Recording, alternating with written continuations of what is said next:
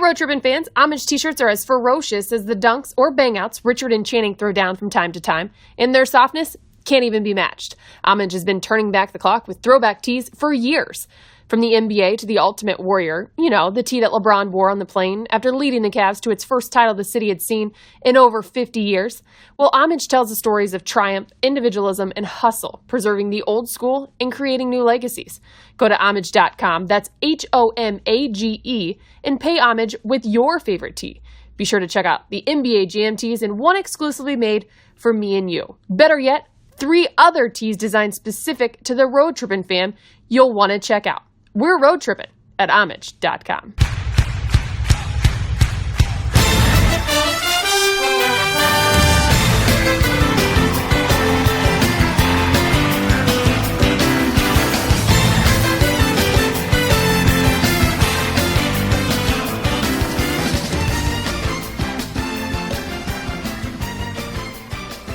Welcome into another edition of Road Trippin', Richard versus Channing. I'm your host, Allie Clifton. A little Flashback Friday edition. Why? Well, for starters, Devin Harris is now a part of Denver Nation, but when in town as a Dallas Maverick, he sat down with hashtag Team Richard. And things, per usual with Richard, were loose and fun. But for Devin, it was also a moment of truth and reality. Episode 70, Richard, Katie, Devin, it's all yours. Thank you, Allie. Yes, Team Richard here. Richard Jefferson, what's going on? We're joined by Katie Wingy. How are you doing, Katie? I'm so great. Are you? we know where you're great, Katie. Back on the pod, baby. Back on. We're back. And my teammate, twice over, the one and only Devin Harris. What's going on, Devin? What's going on, guys? How we doing? We're chilling. We're here, and most people might not fully understand what's going on in the past few days, but I don't know when you guys are going to air this, but no, we're going to timestamp this. The Vikings just had the Vikings just had a hell of a win, and our one and only Katie is from Minnesota. And Devin is from Milwaukee, Wisconsin. And you are a fan of the Green Bay Packers. So when we walk in here, the first thing Kate says is like, "So I've been doing my homework. I really hope that he's a Packers fan." It's like more than anything. Like that's like, do you hate to see their success as much as they hate to see your success? Because you guys have had a ton more. Yes, and there was a little bit of. When Brett Favre went to play for them, that hurt. It hurt, but also kind of cheered for them a little bit too because I love Brett Favre so much. But ever since then, I hate them with a passion. Everybody in Wisconsin hates them with a passion. The fact that my teammate Wesley Matthews, who's from Madison, is a Viking fan, just makes me hate him even more. But yeah, just in that game, it hurt me more than it hurt the Saints, I feel like. I can't stop smiling. No, but okay, so I don't even know the guy's name, but when you're in the middle of one of those moments where you have just one of those moments, like Stephon Diggs. Yeah, no, I'm not talking about the positive side. Everybody's on the positive side. I'm Getting talking diggy with it. I'm talking about the person on the negative side, like the missed tackle. He was supposed to be the back safety. Again, by the time this airs, I know there might be a Super Bowl champion at that point in time, but let's not get carried away. No, I'm not saying they. I said there might be a Super Bowl champion. We don't know. It won't be that long, but people don't understand how hard it is for us when we make those mistakes, right? That people are living their lives for. People are so focused. It doesn't matter what situation you're in, but your hopes and dreams of your family all rely on that person making that tackle, and he doesn't.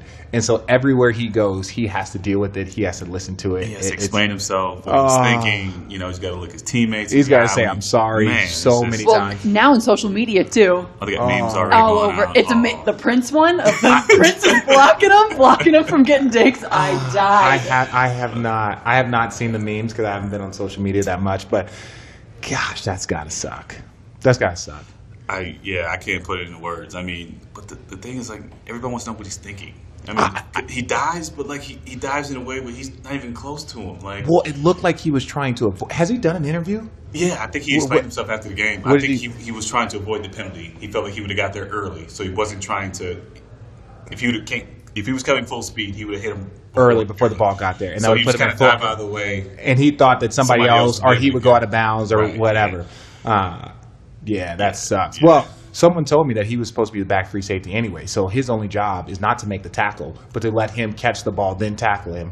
Or,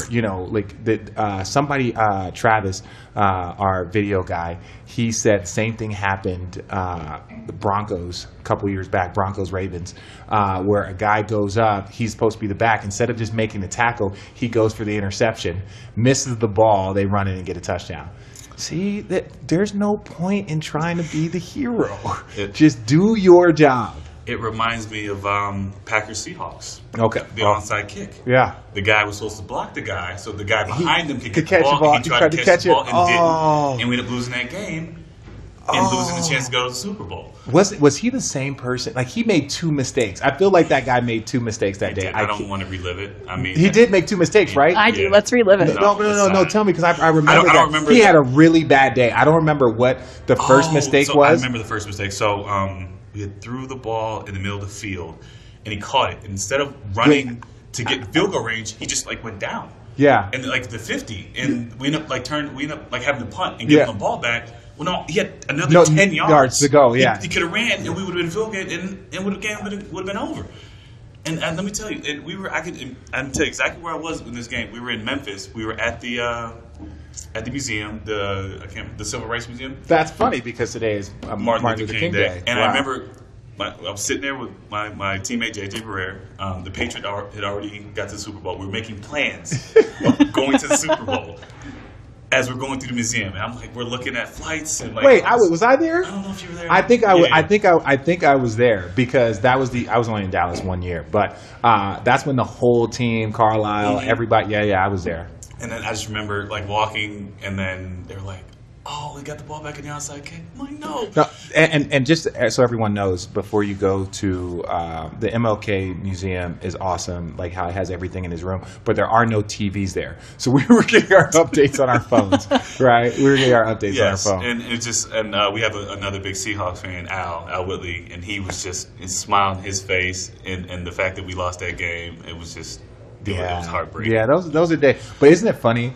As much as, okay, we're going to be honest here, as much as fans annoy you, now all of a sudden, you're like, I don't want to relive that. Isn't it weird to go from, fan to professional where now all of a sudden, if you miss a free throw tomorrow in a crucial time, people will be cussing you out.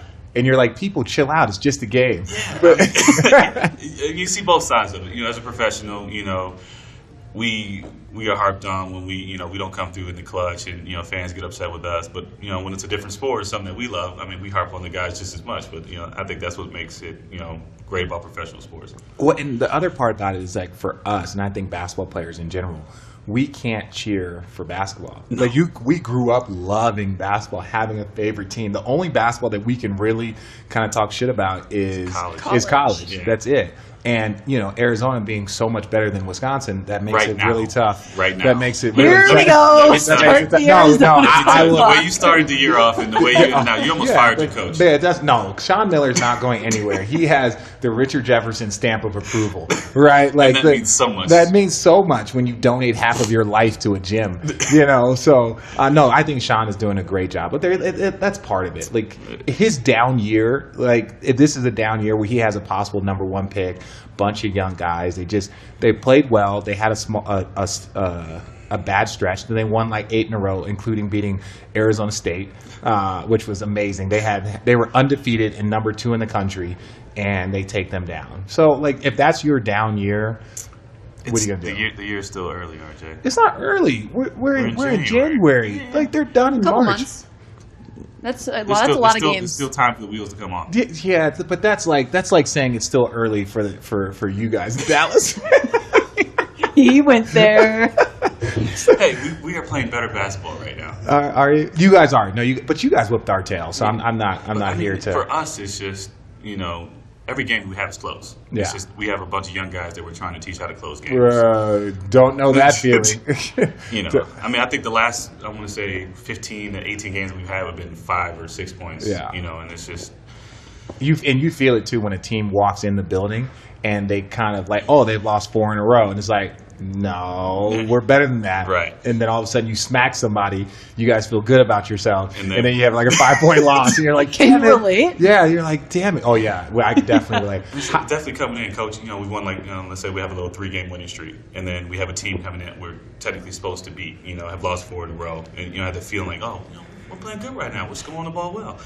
And then it comes down to that last 5 minutes, and then we can't finish it. And then, we got to listen to Coach the next day and his great film sessions and his quirky, sayings. And it's just, it's tough. But our young guys, I feel like, are gaining experience with this. I feel like I'm, looking at him, but I'm hearing your words. Yeah, it's the same thing because we're both now in that position. And Devin, like myself, you go from having a ton of success, improving yourself as a young player, then in the middle of your career being a go-to guy, then towards the end of your career kind of being a backup mentor. So our roles are very, very similar. And he has been very, very fortunate also like myself where he's had a bunch of guys where he can kind of watch okay, this is what Finley did. This is what, X, Y, and Z vet did for me. I just need to reciprocate that. But it still doesn't make it any easier. I'm in that role now. Do you find yourself kind of just you feel like you're a dad / coach / player? So we have 2 young point guards on our team, Dennis Smith Jr. and Yogi Ferrell, and both are very talented, but both are very young in this age. We got Yogi last year on a 10-day contract. He was cooking. Yogi Mania. Had a ton of success. But then towards the later part of the season, started to learn the hardship of the NBA. All the Yogi Mania, then, lost his starting spot, had to come to the bench, and lost some of his playing time and come in trying to prove himself all over again. And then we had this highly touted draft pick, where we're coming in saying he's going to be, the rookie of the year. He's got a 45-inch vertical. But teaching these guys how to play the right way and how to play the point guard position, it's not always fun. I mean, they're young guys that make a lot of mistakes, but what makes it special for me is that they're willing to learn. They're willing to take the steps to become better and hear what I have to say and take to heart. So some days, it's tough because you're telling them the same things over and over and over again. But you also see improvement. Sometimes it's drastic, sometimes it's small, but you do see improvement. That is the best part. That is the best part to me is when you have good young guys like Gary Harris, Jamal Murray, Trey Lyles. Juancho, Herman Gomez, Malik, Jokic. All of these guys are such good kids, right? These are guys that I would want on my team. There's not one in the bunch that can kind of steer the other 2 sideways. There's not this asshole, but he's good. No, they're all legitimately good kids. And that's, I want to say, in my career, I've probably experienced that 2 or 3 times where you have multiple players that are under 24, 25, but they're all good kids just wanting to win and play the right way.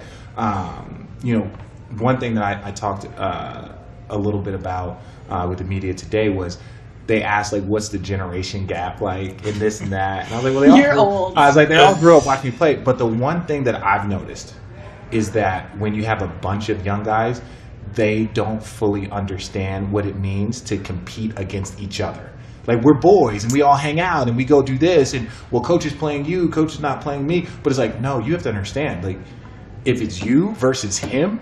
And the only way that it's you versus him to get on that court, every day I'm looking at you trying to murder you. Right. And I don't understand that. For me in my, in college, right? So Jason Terry, who was at Arizona, I know I'm really dating myself how old everybody is, but Jason Terry was at Arizona and he had to compete against Mike Bibby, right? Mike Bibby was a better point guard, but JT came off the bench.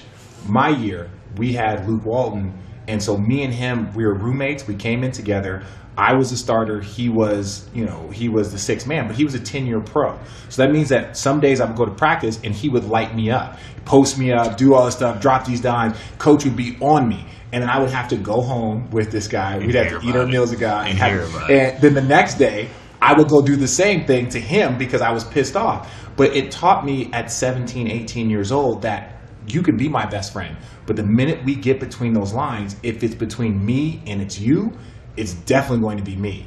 right? And so I don't necessarily see that consistently with the young guys. Like, do Dennis and Yogi have that type of competitiveness? They did early on because, in the preseason or summertime workouts, we didn't know who our starting point guard was going to be. Yeah. So we saw a lot of that fight. You know what I mean? And it was good to see them pick up. Like, they would go at it. Yeah. Now as the season goes on, we named Dennis, point guard, and actually we started them together. You really didn't see it as much. Yeah. And now, they kind of play different. But no, I agree with you. Like, you don't see that same competitive fire. Like, I think now, like, the way the NBA is going, you're more likely to see younger guys getting those minutes and the older guys like not. And it's not like they don't have to earn it as much. Yes. And I feel like, just because we're trying to, develop you, we're just going to give you those minutes to see how you go instead of actually making you go out and earn those minutes against guys every day. And I feel like that's what the gap is. Yeah, and I'm glad it's the exact same thing that I said to a point. And it's like they don't understand, like, you could be in your second and third year and those minutes are just gifted to you because they want you to develop, but you get a sense of entitlement, right? So the minute those minutes go away, all of a sudden you're like, oh, well, coach ain't playing. And it's like, well, dude, you really didn't do anything to earn those minutes, right? And that's not, and it's like you're trying to mentor these guys at the same point in time, making them understand that, like, yo, you have to go out there and compete. Right, I remember, so we had one of our young players, like, and we were playing one-on-one, and he didn't want to play one-on-one, right? He wanted to go and play, like, 3-on-3 full court, and he was like, wow, I just don't wait. He's like, no, y'all are it becomes a post-up game and did this, and it's like, yeah, but 90% of the teams in the NBA switch 1 through 4. Yes. And literally that night, I saw Gary Harris, who, has been an amazing player this year, probably our best, most consistent player. I saw him having to guard 4 men on the block. And so I looked at the young guy on my left, and I'm like, this is why we play one-on-one. Who was the young guy? I don't like to call out names, Malik Beasley. And I was like, this is why we play one-on-one. So you get used to guarding bigger players in the post. So when you get into the game and coach says we're switching 1 through 4, you're not out there blind, right? And it's just understanding. It's like, yes, you're going to get your lumps. You're going to get your head beat in. Mm-hmm. But within getting your head beat in, if you have good coaching and good vets, it puts you in a position to learn something so that when you get into the game, you can be successful. No, I couldn't agree more because I'm the guy that has to guard 1 through 5. You know what I mean? And I'm trying to teach the young guys post defense. When you get in a certain position, like, don't just let the guy walk you down. Like, fight him early. Like, all these things in the game. So when you get in the game, you can be successful. And we're not giving up these buckets late game because obviously I'm not in late game. You're in the late game, so we don't give up these buckets, and we can come out with some of these wins. But it's something like I have to teach while trying to do it myself and get learn from what I'm doing and understand how I'm doing it, so you can be successful at it too. But it's like you said, and they're so lucky they're good kids, right? Because that's the funniest thing is that like some of the times like you get these vets, they're not all vets aren't nice guys, no, right? Because it's like if it's between me and a young kid, there's some vets, not myself. If it's between me and some young kid for 15 minutes, I've seen players take guys out and get them drunk. I've seen guys take them out and like party with them. I've seen guys like, yeah, man, that's messed up. Coach ain't playing you. Just full on messing with their heads because like you have to understand what is on the line. Like people try and make it seem like there's some like unwritten code. There are millions of dollars at stake.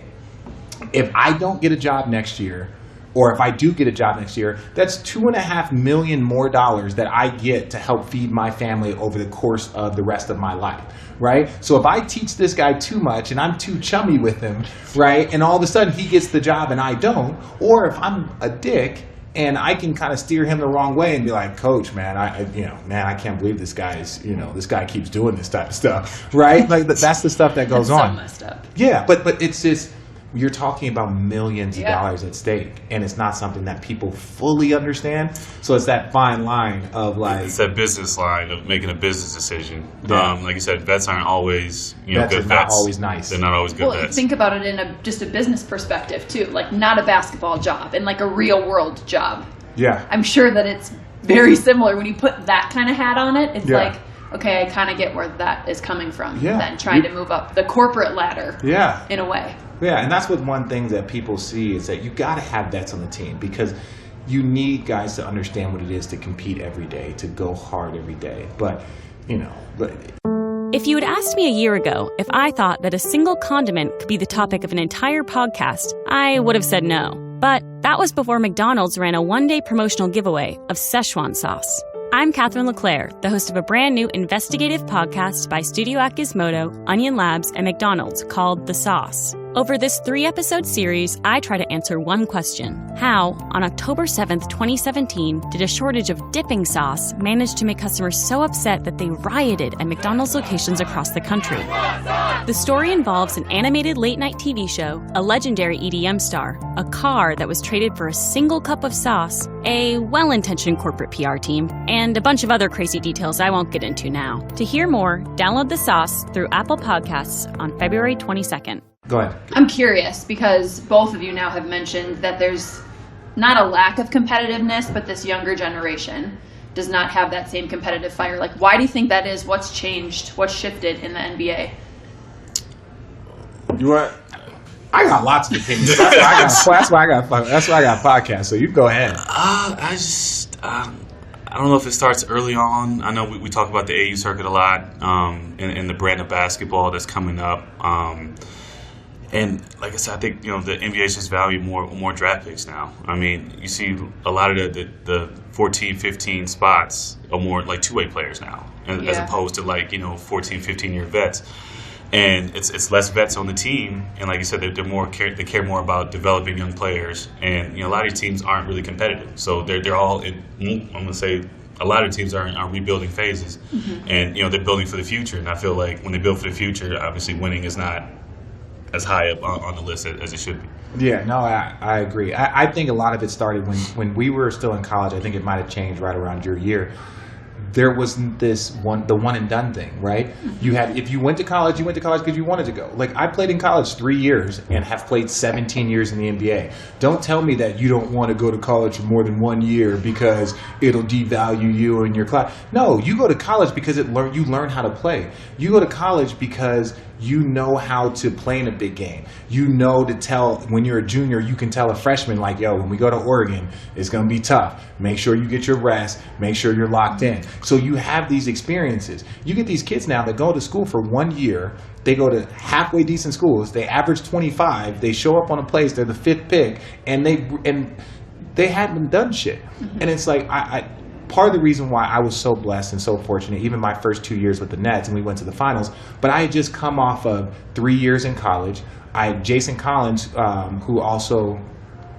Jason Collins had also been in 4 years of college. We had both been number 1 seeds. We had both gone to the Final Four. We were experienced guys. So when we get to the Nets, yes, they have 2 rookies playing in the NBA Finals, but we were 21 years old. We were 22 years old. We had played in big games, conference championships, NCAA Finals. So we were able to contribute to good teams, right? And I was the 13th pick. He was like the 22nd pick, I think. But now it's just not the same. People want to go to college. You go to college for 1 year. You don't even have to win. You don't have to go to the NCAA tournament. If you average 22 points as a freshman, you are a top 15 pick. And if you're a top 20 pick and no one expected you, you better go, right? Because they think every year you stay in college now you're going to devalue yourself. So you just look at it from a competitive standpoint there. Like, it's just not nearly as competitive. Okay, so will it recycle then? Like, what happens when these younger players become vets? Oh, God help us. God help us. That you're going to see a change. You can't rebuild forever, you know what I mean? You look at Philly's situation. I mean, they had draft pick after draft pick after draft pick after draft pick.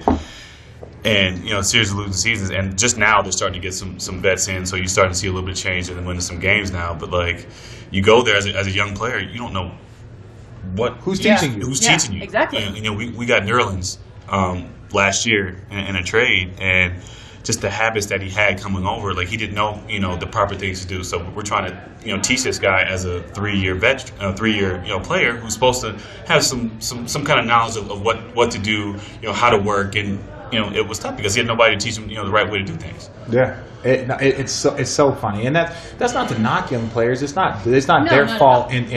But it's just, I believe that kids should be able to come out of high school or go straight to the pros. Whatever you want, right? Or come out of high school or go to college. Because if you go to college, it's because you want to be there. You're enjoying your time, and it's fine. You were in school, 2 years?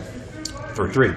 That's what I'm saying. Like, it almost stayed 4. I really wanted to stay for my senior year. I have one of my guys, and you're like this. I have one of my boys, right, who could have left. He could have left after his junior year, and he was a redshirt. So he goes, I was like, dude, what are you doing? They got you projected like top 25, dude. This was your 4th year. Like, just leave. He was like, Richard, do you know what I have going on down here? And I was like, you know what? You're right. You enjoy that. But that's the thing. It's like you don't have to be in school 1 year. Here, what year is this for you? 14. You have 14. You have 17. We both were in school 3 years. Like, don't tell me that you have to go to school for 1 year and then you have to get out to do. You're physically not ready. Mentally not ready. And that's different with a high school kid, because a high school kid, you are committing 3 to 4 years to just mentally and physically develop him. But a 1 year guy in school is the exact same shit. It's that they were like, well, you went to college, so we expected you to learn something. But they really didn't go to college. I mean, they only had to go one semester, and then they stopped going the second semester. And let's be honest, they're after March, I mean, they're doing NBA workouts in April. You know what I mean? They're not in schools anymore. So. Oh, my God. Did you want to stay because of Madtown? Was it because of what made you want to stay at Madtown for another year? Or for all 3 years, really? Well, 3 years, I mean, it just got better for me each year. I came in kind of as a shy kid, not really knowing what to expect. You? Oh yeah, I was coming. I mean, new environment. You got 55,000. students. I could tell this because the way that your face lit up when I started taking you around New York.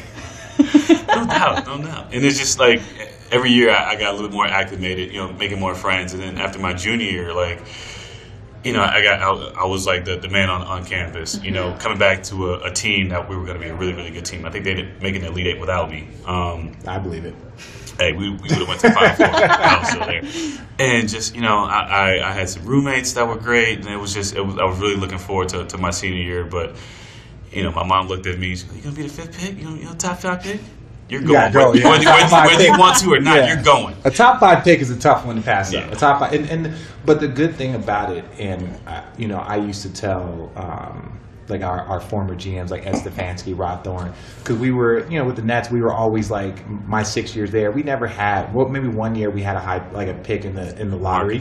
Marcus, right? Yeah, something like that. But most of the time we had picks that were 23 and above. And I'd be like, why don't you guys go and get a junior or a senior? Go get a guy that's really, really good that is going to get passed up on because people think he's too old, because he's going to show up here and know how to play. He's going to show up here and been through some of the fights. But you're going to bring in a freshman point guard and have to develop this guy. And Jay Kidd and myself are both pushing 30. And you're going to bring in a guy that you're going to develop for 3 years. Bring in a guy that knows how to play, even if he can just contribute a little bit. Right? And, that shows you how much that worked out. Richard, have you been to UW-Madison before? I have not been to Madison. I would maybe call it the Arizona State of the Midwest. See, everyone says Wisconsin's one of the big party schools. It's a fun place to be. What are you? Tell me more. I wanted to go there. I wanted to play there so bad. That was my number one choice. And I had tore my ACL my junior year of high school, so my college plans changed a lot. But where'd you end up going? Illinois State. Okay. Missouri Valley. Okay. So you're all just Midwest people, yeah. We are, and we have values, Richard. You could learn from us. We have good Midwestern values. Yes, you do. And being a father of how many girls? 3. 3? Why it's not such a bad thing. No, it isn't. But he knows what I'm doing. He knows what he's doing. So he's doing it on purpose. What on purpose? So me and Devin, people, we've been friends for years. We were friends before you even came to the Nets, and. Being a father myself, right? We've always, just joked about having boys and blah, blah, blah. And I've been so fortunate. I have 2 beautiful, healthy boys, Phoenix and Lil Rich. And you make it seem like he's less fortunate because he has 3 little girls. No, because I know my guy. I know my guy, and I know how much he wanted a little boy, right? I did. But I love my girls, though. I will say that. I mean, I'm not. This is not to knock little girls out there. But I think every father wants a son. I mean, and every mother wants a daughter. Yeah, and after one, after two, you keep trying, and we got our third, and after that, I was like, 3 is enough for me. So Jason Terry, how many girls did he have? He has 5 or 6. Jason Terry was the same way, where he went and did like the procedures. Yeah, we did in vitro to try to control the sex. Wow. But it's commitment right there. Yeah, they just you only really make girls, Dad.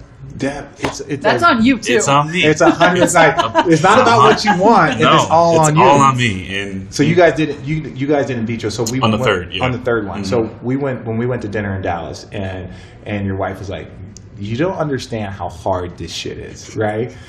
So I don't know because I have 2 boys now, and so she wants a girl. And I'm done. I'm ready to be done with kids. Every time I say this publicly, she gets mad at me, right? From 2 to 3 is a big jump. Yeah. I mean, So 1 to 2 is no 1 to 2 is like man-to-man. a big jump, but like 2 to 3 is like you go from man to man to zone. Yeah. Exactly. Right, you gotta go zone defense. Yes. On that, right, you got to guard an area. You're not guarding one-on-one. Exactly. Is it a really, really tough process? In vitro? Yeah. It's tough on her. Yeah, it's definitely tough on her. I mean, it's more hormones within the body, not natural. Yeah. And then there's a little bit of weight gain that they do because of the medicine that they're taking. Shots. They get it's multiple shots on a daily basis. She must love you. Or she just really wanted third. She just really wanted third. But it was a hard process, and we did 2 cycles. Yeah. And it was just. And every time it spun, it was a boy. So we had I think the first, she had limited eggs too, which we found out. So I think the first batch, I think it was nine healthy girls and like 1 boy. Oh. And then the second batch was like, I think it was 8 healthy girls and then 1 boy. But none of the boys were healthy. God, what is going on with your sack, man? Do you need to switch it up or something? I'm just being punished for earlier life. Transgressions. Yes, I'm just being punished. Wow, you had 8 healthy girls and 1 boy. And you're looking at these numbers like this is not even fucking 50-50. No, it's not. This is. And then kings have murdered their wives. And I'm thinking, I'm asking the doctor, right? like, We're gonna go there. Yeah. Am I capable of? It was like, well, yeah, like you wouldn't be able to have kids at all if you weren't able to make both. Yeah, it's just the fact that you are predominantly girls. I mean, and it's like a coin flip. Sometimes you get tails 10 times before you get a heads, and this just happens. So it's really not a 50-50 chance. It's not, but they make it seem that way. So I tell my wife all the time. She goes, well, I just really want a girl, right? And I was like, look, we took what God gave us.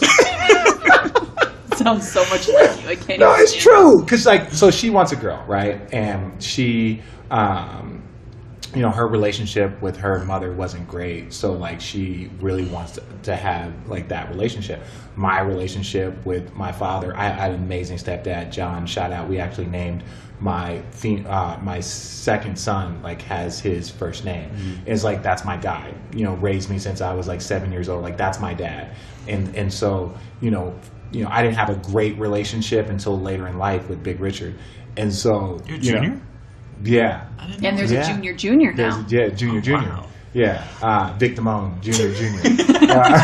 So I didn't have. So you want a boy and blah blah blah. You want that relationship, but So she's like, well, we can do like testing. I was like, well, babe, testing doesn't guarantee. Because you know what it'd be like if all of a sudden I got 8 healthy boys and 1. I can't wait to use your numbers in my favor. Yeah. But then at the end of the day, so we're looking at it, And she's like, well, what do you want to do? I was like, well, obviously, I'm just good with the 2. She's like, no, I'm in pregnancy mode. Like, we're going to do this one way or the other. So I was like, okay, well, we're going to just leave these eggs to freeze, and then we're going to do it the natural way. Is that what you did? Yeah. And you knew what that was going to be, the natural way? But you had 1 healthy boy? No, it was no healthy. Like, the embryos weren't healthy. The boys weren't healthy. Okay. Because we actually tried to input those, and they didn't take. And then, another thing, too, about the shot, they make it really emotional. Oh, so emotional level was I was going to ask about that with the extra hormones. That's got it. So, and the fact that I was like, okay, babe, well, we tried, we got the 2. I'm good with that. No. Bless her heart. Bless her heart. I'm like, Yeah, went through all she's this. like, I've been through all this, and I need a baby. Right. I'm like, you put a baby in me now. I'm like, who am I? I can't. I'm like, all right, she's crying. I'm like, okay. All right, well, that's how they always get you. They start crying. All right, here, have this baby. Here we go. All right, we'll do it. We'll do it the natural way. No, that's. Let me just say though too, there are very few things more sacred and special than like a good daddy-daughter relationship. And he's experienced that 3 times over. But there's it really is. Like, I'm so close with my dad. Like, he's my person. And I wouldn't give that up for anything. And I don't feel like very many people have that. My person is a Milwaukee state. Not Milwaukee. Is a Minnesota statement. Is it? Yes, I know. It is a Minnesota statement. Like, I've heard other people from Minnesota be like, no, that's my person. Right? It's not like, it's a term of endearment. Right? Yeah. I'm just recognizing that. I'm sorry. I'm not trying to interrupt just trying to take away from my sentimental moment talking about daddy-daughter relationships. No, Thank you. You wouldn't understand that, would you? I don't understand that. I agree. I have a special relationship with all my kids, and we do different stuff, and we relate different ways. But when I look at like how well my girls behave in public, and then I see these boys terrorizing their moms in the mall, it makes me love them just a little bit more. So look forward to that. No, I look forward to that. I took little Richard to his first hockey game. And he went to the Avs game, and he was having a good time. But he just, boys just see things from a different perspective. You constantly have to tell him to be nice to his little brother. And I was the youngest. Of 2 older brothers. I had 2 older brothers, so I was the youngest of 3. And it's just like I grew bigger than both of my brothers very quickly. So when I was like, my oldest brother's like 17. Then I have another one that was I'm talking when we were like the same height. And so I was like probably like 11, and I had another one that was 13, and we were all the same height. And then it just kind of started tilted on them. But yeah, no. From that standpoint, dude, like boys and the way we play and see the world is very destructive. So very rough. And I contribute to that fully. I contribute to that with my little guys. Like, I pick them up and throw them on the couch. And they're like, do me again. Pick them up, throw them on the couch, like just wherever the pillows are. Because that's as a dad, that's the only way to make him tough. So I'm like punching him one time, and he goes, no, Daddy, don't do that. And I was like, what? He's like, we don't hit, Daddy. And I was like, you're right. I want to argue with you right now because I thought I was playing with you, but you can't play like that with your brothers. See, I'm teaching my girls to hit. Well, I was going to ask if they play sports. One of the most my oldest plays basketball. My middle one, she takes boxing, and she's really, Dad, is this how you punch? I'm like, no, like lock the wrist up. You know what I mean? Yeah, and we don't condone that. One of the most underreported domestic violence issues is women on men. I'm just saying that. I'll tell you a funny story. So as I'm teaching her, how to punch the correct way, she got pushed down on the playground. And she came home and said, Daddy, this boy, he pushed me down. He punched me in the stomach. I said, what'd you do? She said, I got up and I decked him. Oh. That a girl. Yeah. You're like, that a girl. But we don't hit. But that a girl. And you told him your last name was Smith as you were walking away, right? Right. You told her your last name was Smith. So I got a phone call from the teacher. Scarlett had a little bit of a scruffle on the playground today. I'm like, oh, what happened? Like, oh, well, this boy kind of pushed her down. I'm like, what'd she do? It's like, yeah, she kind of hit him in the face. I'm like, yeah. Kinda. But isn't that one of like, so and I want to talk about your brother who I knew very, very well just from all those years, and you can tell us as much or as little as you want, but he was at every game, he was everywhere, and I'm not. I asked you before if we could talk about it, and I found out from Marcy, right, who had sent me that. She sent me this text like first thing in the morning, and Marcy, one of our really, really good friends, that she was at Arizona right before me. She moved to New York, so she became like my den mother. She became my mom when I first got to New York, and then I introduced her to you on my way out of New York, and she just took care of you. And so she sent me that text and was just like, yo, well, what happened? Like, because I don't know, because again, you read an ESPN article or you hear something and people don't really fully understand about what happened with your brother. So obviously, like you say, he came to every game. I believe it was the second home game of the season. It might have been the first. It was the first home game of the season. He's there, of course, and it was a Wednesday night. So obviously, that means going to candle room after the game. And he had this love for these old school cars. As much as I told him, no airbag, nothing and stuff. He's like, these cars are made of steel. I'm like, yeah, but not when the car's going 60. But anyway, he comes to the game, goes to Candle after the game, and he's driving home, and apparently they were having some car trouble with this car before. It's been to the shop a couple of times. Ended up dying on the highway. An electrical error or something in the engine, completely dying. And from what I know, and I still am collecting facts, so they're just kind of in the car on the highway. How many people were? Just two, him and his friend in the front seat. And apparently on 75, there's kind of a hill where you're kind of coming up and then, kind of coming down. And it was a car, it's like 3:30 in the morning, didn't really see them there, ended up rear-ending them going about 75. I don't believe he was wearing a seatbelt, and ended up just smushing them against the windshield, and so were they off to the side, or they were still no, they were in like the third lane. So they were on the third lane on the far left. Yeah, they were on the far left. Not quite off the I don't know what you call the safety lane or whatever, but just kind of just waiting for assistance. Yeah, and ended up getting rear-ended, and he ended up dying from the injuries. So they were, and he might have been like no seatbelt because he gets out of the car, or that part you never know. Yeah. And believe it or not, I got the actual. There were two cops that drove by the car, and they were actually on their way coming back around to help them out when the accident happened. And it was just a little too late. Did they know? Well, so it wasn't just a bad. Yeah, the guy that they hit him, was completely sober, so it wasn't like he was taxiing, but it's the way the hill comes up, you just weren't able to see. When you come down, all of a sudden, and you can't see them, and out, no lights at that point, and end up just running right into the car. Man, that I've been through a lot of stuff, with teammates, right, and just understanding, again, it's just basketball, what we do. Yeah. But it's just like knowing your brother and seeing and being, he had been in every game all the time in Dallas. You know what I'm saying? He was a guy like everybody knew. He went out a lot. He enjoyed life. He would just pop up to random places. He'd pop up to Denver. He'd be like, hey, well, I just need 2 tickets tonight. How did you even get here? He's like, well, I had some extra miles. San Francisco was another city he used to pop up in. He enjoyed Toronto. And another thing is that he, like you say, he would pop up, but he would just say hello and then keep it moving. Yeah, he would it wasn't like he'd want to hang around. Yeah, like, yo, do you want to sit at the table? What are you doing? No, I'm gonna go by the bar. Yeah, I'm gonna go by the bar. He did his own thing. He was great that way. He supported me, but he also gave me space too. And I miss him. It was tough little stretch to go through. He had a 9-year-old son and a 6-month-old son that just came into the world, and seeing those guys. Well, those are your 2 little boys now. They are my boys. Yeah, those are your boys now. And just it's been tough, but I just gave you the chills. Yeah, it's the toughest because the only time I saw him really was at the gym. So every game that I see, walking by the Jack Daniels bar, that was where that's where he was. Yeah, and just not seeing him, it's just it's been tough. Yeah.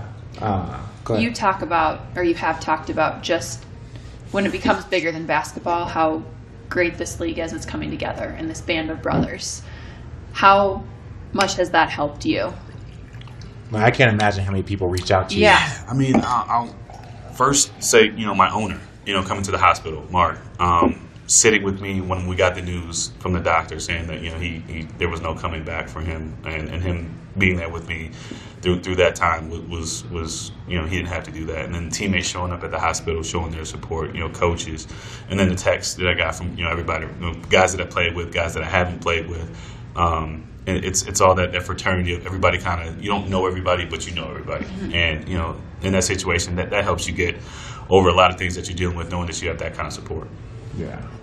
Even just being on the road and seeing the support from teams that you're about to go to battle with on the floor and seeing those guys come together. Yeah. I know the moment that stands out to me is, Steph Curry, and that was a very talked about moment. But yeah, that was I've been really good friends with Sean Livingston. We came through the draft together. We've been really close. I spent some time with him with his injuries, and so that kind of made us closer. And we kind of just talked about he's like, what can I do for you? And at that moment, I was thinking about my 9-year-old nephew. Loves Steph Curry. They were coming to town soon, so I'm like, if you could set this up, and just for him to just spend a little time with them, that would be great. It's done. And I wasn't expecting what happened to have happened, but Steph was great. He took him off to the side, took him in the locker room, and I didn't see him for like 30 minutes, but he came back like almost like a different person. Like it kind of got him out of his rut a little bit, and he forgot about the situation that he was in, losing his dad, and I think it's helped him bounce back a lot quicker than he would have. And I can never thank Steph for that. And that's literally in those situations, because we all know how fortunate we are. We know how fortunate we are to have brothers. We know how fortunate we are to be in this league. And so if you can have an opportunity to, again, everyone, he might not have known your brother, but he's known another 100 brothers like yours. Right. And obviously his relationship with Sean, and then, just knowing you in this league, for Steph to, take a 9-year-old boy, whose uncle was in the NBA, and take him in the locker room and spend some time with him. Like, those are the things that, like, for me, like, those are the things that give me chills, right? Because I know how good of a guy Steph is. Like, Steph's all time, right? He's funny, he's chill, nicest guy in the world. Like, I hated playing against him when we were in Cleveland, right? But I loved playing. As a teammate, he was great. But, like, those are the things that within the fraternity that you don't see very, very often, of a guy that, and again, any player would have done that. Bron would have done that. Absolutely. And the fact that he was the person that was the chance for, to connect, and obviously your relationship with Livingston helped set that up, right? Because if you don't know Chris Paul, if you don't know one of these guys, and it's like you're kind of searching, and you're like, I want to do this, but I'll compete against the guy, but you're my little guy. Anything I can do to help you, right. And it takes you a little bit out of your comfort zone, but like I said, it was more about him at that point. Yeah. And I was going to do whatever it took to kind of to see that smile that you need to have. Yeah, that's awesome. So shout out to Steph, for doing that. And I know everybody does some things over the course of their career for charities and stuff. But when you can kind of help a kid that is in your fraternity, that's something that's special, man. And I can't believe we're giving compliments to Steph Curry on the stage. Jeez, like he needs more compliments. Yeah, what is this podcast coming to? But Devin, too, your strength is very admirable. Yeah. Especially being able to step back on the floor and knowing how much is associated with your brother. Yeah, I mean, but at that point, it's funny, but it's our safe haven, though, too. Yeah. Be able to take my mind off of it for that 2 hours. And my coach has been great because he can see me kind of drifting off. Like, when I'm in the game, I'm in the game. When I'm out of the game, I'm in the stands. Speaking of that, he is the king. Richard is the king of that. And he told me I hadn't played for months, right? I hadn't played for months. To keep it in so I was throwing Tic Tacs to fans, right? We had this bin right next to we had this bin full of like candy right next to like the scores table, and so our trainer Dan puts stuff up there, but it's like Tic Tacs, mints, gum, like candy, Jolly Ranchers. So like every time, like my New Year's resolution was to not eat any more of that candy, right? Every time I like go up and grab candy, and I would just toss it to fans. I'm like throwing it at people's heads, like hitting Jolly Ranchers to people 3rd, 4th row, because I was on another planet. Right. I'm thankful for that resolution. Yeah. I get your candy now. But he could see, when I was just off into the thing. He was like, hey, when you're here, I need you to be here. When you're not, you can be wherever you want to be. But just when you're on the court, I need you here. I gotta give a shout out to Rick too, like the support that he gave to Luke, during that situation that he was going through, because it was so. We, again, a part of this fraternity, we know how childish and how many distractions there are, and I think Rick did a really good job, and we talked a little bit about it. I love Rick. Rick is an acquired taste. He's an acquired taste. He is. And for me, he actually, it gets better with age. It does. You understand him a little bit better because he frustrates you sometimes, but like he's a smart guy. He's a quirky guy, but he has your back. To say the least. He's great. But no, his support. I mean, and he takes his coaching brotherhood very seriously. And the support for Luke and those moments. Those moments are tough. Well, and it was like, Popovich came out, a lot of guys came out, Stan Van Gundy, all these guys, and that's what you have to do. It doesn't matter. Luke is a former player, but all of a sudden when the coaches felt, one of theirs, being unjustly criticized, because as players, as coaches, we're all going to face a ton of criticism, but when there's criticism that's unjustified and unwarranted and opinion-based and then carries weight because of the media attention that comes with it, now all of a sudden, that's the time for people to step in. I agree, and I think like I said, being in LA doesn't help. Does not help. Does not help being in LA. It happens right after Big Bogut leaves.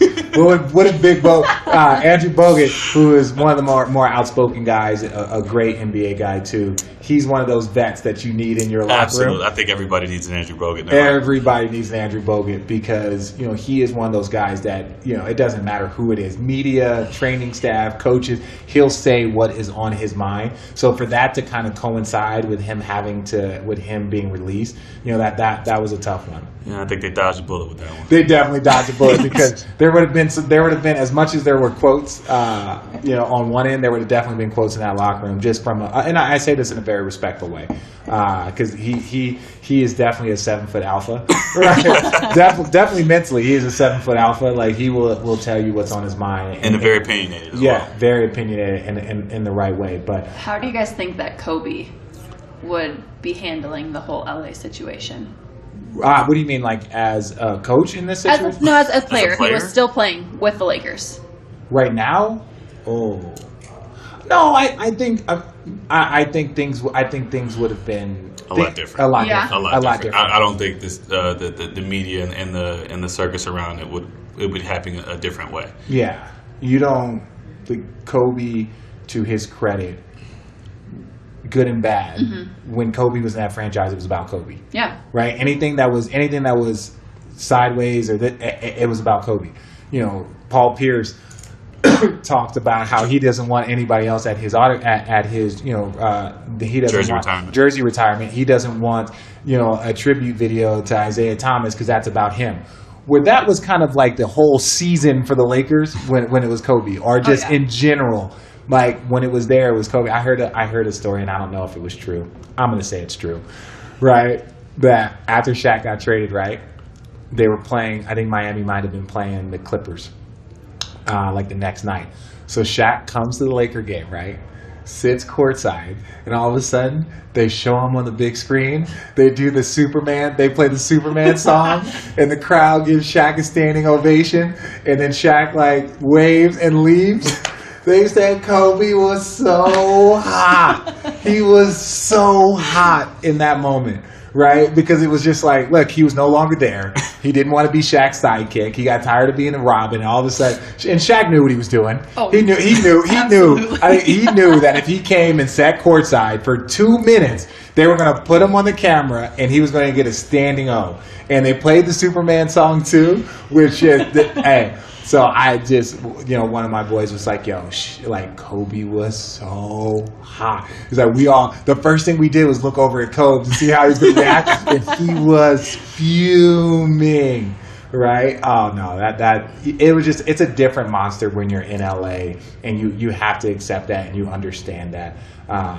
For Luke, who played there 9 years, won 2 championships, played in, I think, 3 or 4 NBA finals, he knows the circus. You have to have a special person to understand it. And I think he's in a good spot for that.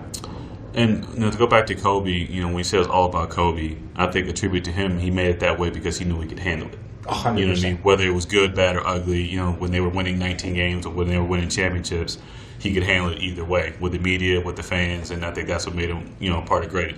That's what made him great. Yeah, that's what made him great. And that's what I'm saying. It's it would have been handled differently because it's no, Kobe, this is about him, right? This is about his journey and where he's going to take the franchise. So he might be banged up. He might be 40. This might be his 20th year. But we are going to ride this guy out till he's ready to say goodbye. Right. And so, from the Paul Pierce standpoint, I kind of understand it a little bit. At the same point in time, I think it's a little different, right? When you see, to me, I would evaluate what Isaiah did for the franchise before I talk about it. Playing with the hip, sister passing away, as you can relate to. Absolutely. So you do this and you still go out there and play and you do all this other stuff. And now all of a sudden, I can't go and get a hand wave for 10 seconds because it's your jersey retirement. After all that, you can relate. Yeah. More than probably anybody in the NBA. if Dallas were to trade you and it were to come back and be Dirk's retirement jersey night and you're showing up, I'm asking. This is the question. This is the question. This is a legitimate. No, I get it. And I'm saying during a timeout, during a timeout in the first quarter, they just want to give a 10-second, 20-second video to thank Devin Harris for how many years have you been with Dallas? 9. 9 years of service. Thank you, Devin Harris. Yeah, I mean, I definitely can see that. I mean, because you give a lot to a franchise, and it's their way of showing their support, whether it's a 20-second video, and it just happens to be on a night where some other things are going on, and with Kobe, he spent 20 years in one team. Paul Pierce, he got traded, played for 3 other teams, but we think of Boston, you think of Paul Pierce, and I mean, I can understand both sides of it now. Yes, this generation. Let's not disrespect the legacy. Well, no, I'm saying, but when you think of Paul Pierce, you think about his time with the Celtics. But you said when you think about Paul, right? When you think about the Celtics, you think about Paul Pierce. You think about Paul Pierce. Yeah, you think about the Celtics. Yes, let's not. It backwards. Let's not go back that way. Undefeated versus him in the playoffs. So I can understand. One year time. But also, Isaiah did, bring them kind of back to their glory days as well. So he helped establish what is now trending there. Absolutely. With people wanting to play there, understand that Gordon Hayward signed there to play with Isaiah Thomas, right? And Brad Stevenson. No, and Brad Stevenson. But I'm saying, when you're looking at the coach, you're also looking at the situation of players that are there. So he's there, and it's look, I'm playing with one of the best guards in the league. You have all these guys and what's going on. Yes. And now something happens and Kyrie goes there and they're playing great. Obviously, Gordon gets injured or whatever. But at the end of the day, July 1st, the team that he was looking at had IT as their best player. Right. And he was coming to be a part of that. And truth be told, I am a big fan of Gordon. I know you are too. Absolutely. Gordon is all time. I get on him all the time about how good he can be. But IT was going to be the best player on that team, right? IT was going to be the leading scorer on that team. The leading scorer on that team. Okay, let me phrase that. Because Gordon does so much. Yeah, he does. Defense, just does all-around player. Yes. All-around player. So that's not a disrespect, but it's in that fourth quarter, that ball was going to be in IT's hand. Without a doubt. And they were going to go how IT went, right? So that's not a disrespect to G, because he knows how much I respect his game.